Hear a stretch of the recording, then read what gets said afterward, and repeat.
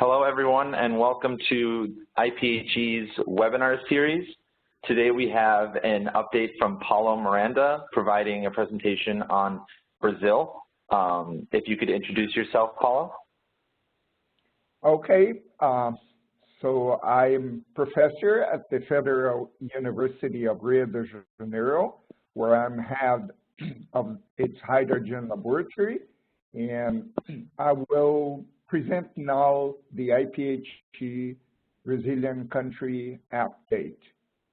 Well, to begin with, I would like to say that in Brazil, renewable energy is really very important. For example, more than 84% of all our electricity is renewable.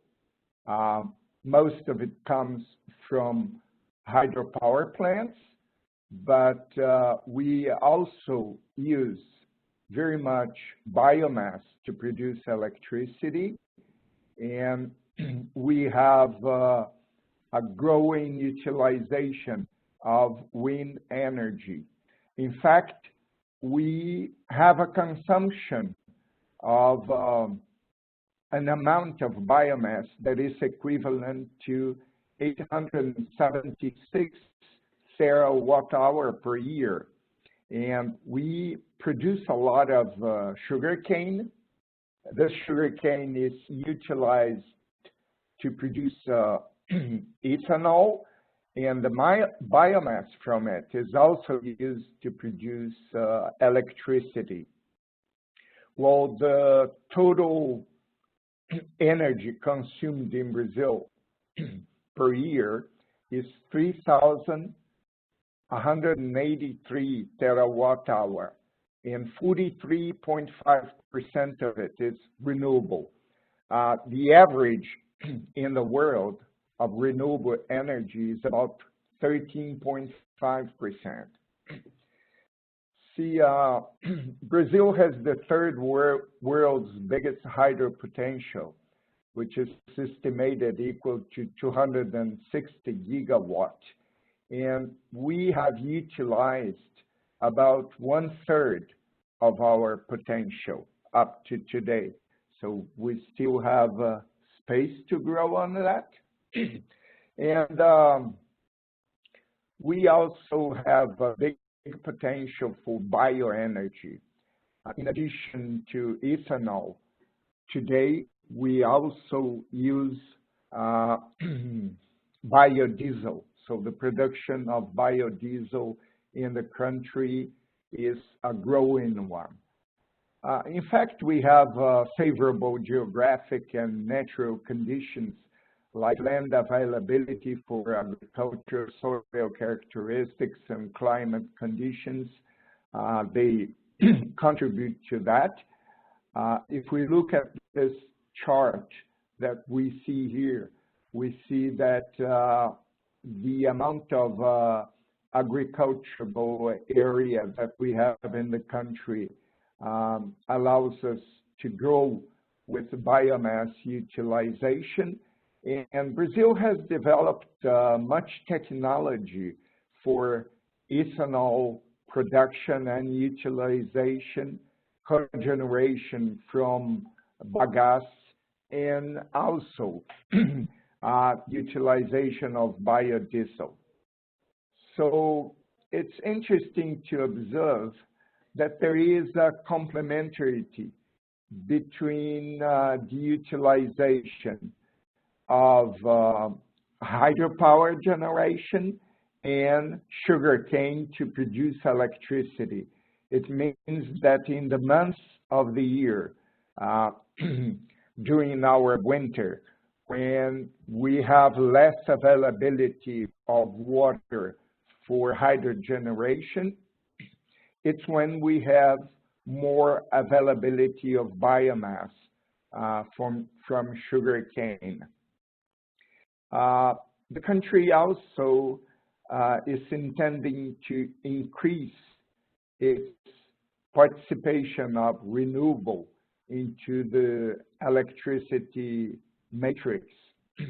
If we see, for example, our prospects for 2030 is that we're going to have more participation of renewables, especially from biomass, wind, and then solar, which is, has a small participation nowadays. It will grow in the next years. Well, we have excuse me, developed at the Hydrogen Laboratory here at the Federal University of Rio de Janeiro, a hydrogen fuel cell bus. In fact, the first prototype was demonstrated in 2010 when we participated at a Challenge Bibendum competition. Then we demonstrated the second prototype during the Rio +20 conference, and the third one was demonstrated during the Olympic Games in Rio in 2016. We are presently working on the pre-commercial version of this hydrogen fuel cell bus, and we are also presently constructing 2 ships. So we are migrating to other heavy vehicles the technology that we have developed for the hydrogen fuel cell bus, in which we have concentrated on the powertrain and auxiliary systems for this bus. Well, this is one of the ships that we are developing. It's a Catamaran type boat for 100 passengers. It's still being built. This one, it will be ready by the end of this year. Well, a major event is going to happen very soon in Rio de Janeiro. It's the World Hydrogen Energy Conference, which will take place from June 17th to the 22nd. And this is a conference that is organized since 1976 by the International Association of Hydrogen Energy. And we have created last year the Brazilian Association of Hydrogen Energy. So please, if you have interest, you can look at the website of this conference. You know, the motto that we used for this conference is power and biomass to hydrogen, because this is really a big interest for Brazil. And if we look at the distribution of papers that we're going to have at the conference, we see a big concentration on these areas, and of course also on fuel cells. We're going to have several plenary lecture presentations, keynote presentations, workshops, and roundtables. So we have the expectation that it will be a very interesting hydrogen conference with participation of people from more than 50 countries.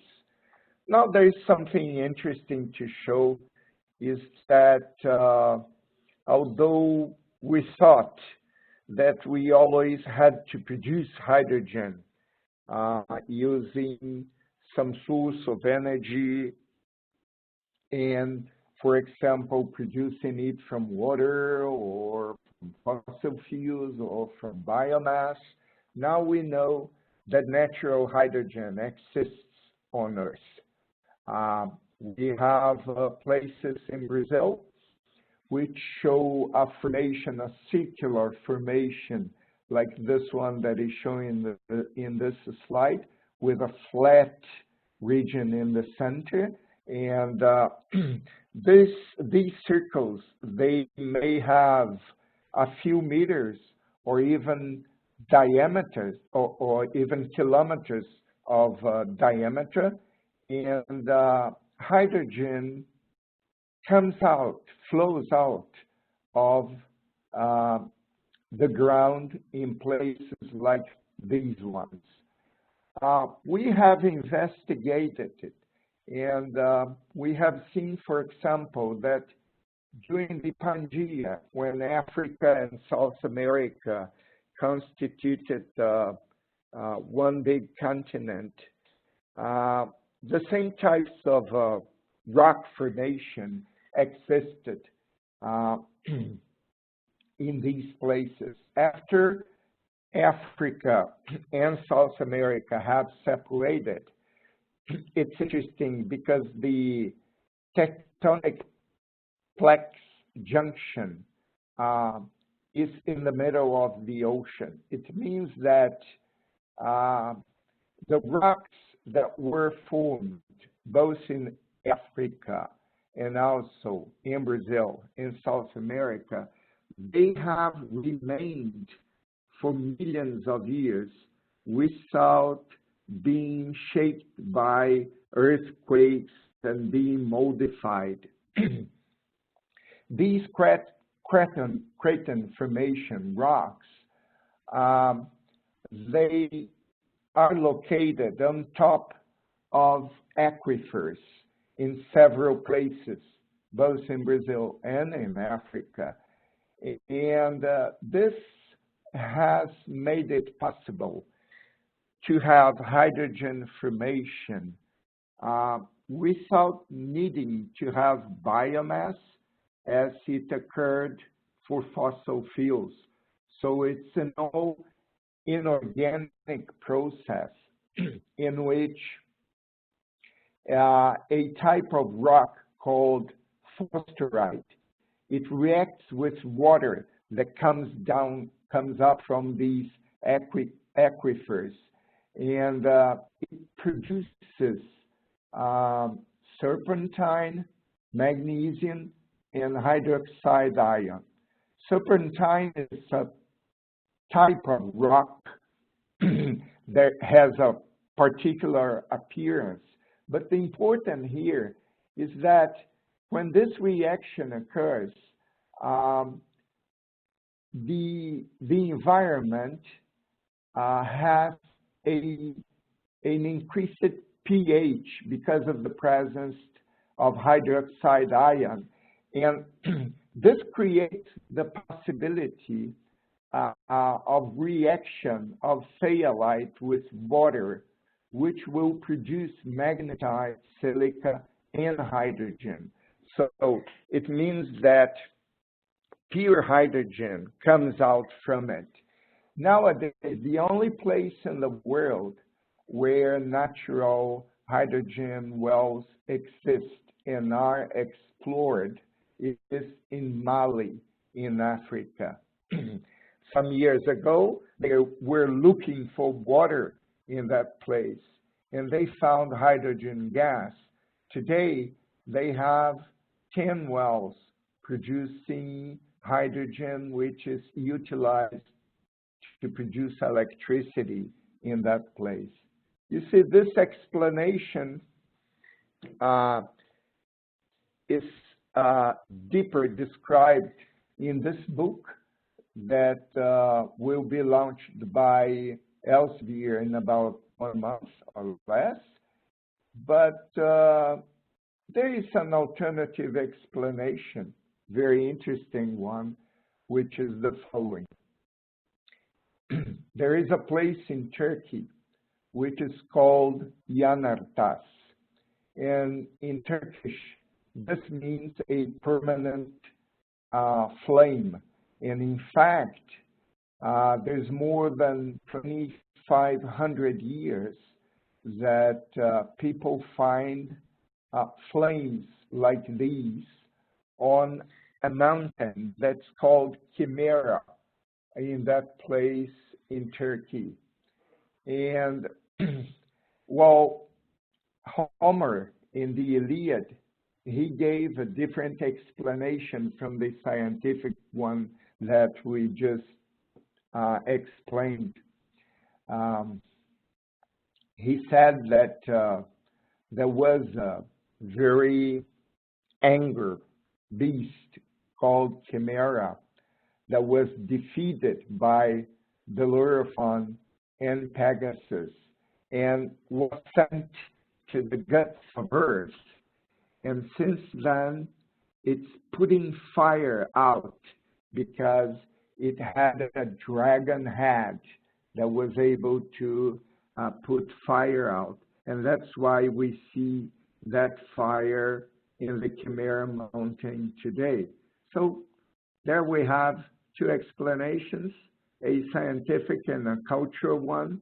But the important thing is that now we know that there is natural hydrogen on Earth. Thank you. That's it. Thank you, Paulo, for that informative presentation on hydrogen in Brazil. And thank you, everyone, for tuning in to IPHE's ongoing webinar series. And stay tuned for more information on the next. Goodbye.